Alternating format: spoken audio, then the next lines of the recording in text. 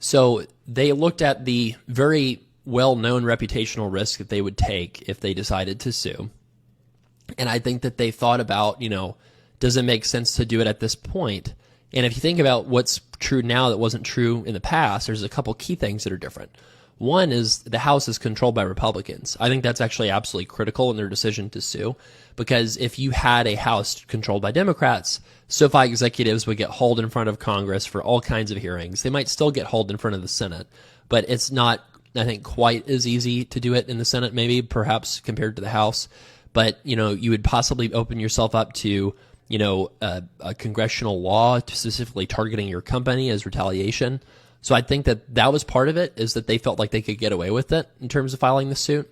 And then, the other thing is just, do the pros of the lawsuit outweigh the cons? So SoFi is the largest student loan refinancing company. There's a lot of other ones out there, right? But there's Earnest, there's Laurel Road, there's Splash, Credible, all these other companies. But I think that SoFi was unique in the ability to bring a lawsuit because they have the most resources and they're the least, what I would say, politically, connected or political actor of any of the ones that could bring the suit. So, for example, if Earnest sued, well, Earnest is owned by Navient, so that would make them an easy punching bag in a lawsuit to say something's politically motivated, right? Or, other companies have other things that they're focused on. So, for example, Laurel Road also wants to do mortgages. It's owned by a big bank that has student loans as a small part of what they do. So student loans are a much larger portion of what SoFi cares about in terms of hitting that top of funnel number that they need for new users to flow through their product lineup, right? So I think that they looked at the pros of suing, knowing that they would definitely have standing, knowing that they have a sympathetic Supreme Court in terms of questioning executive power, right?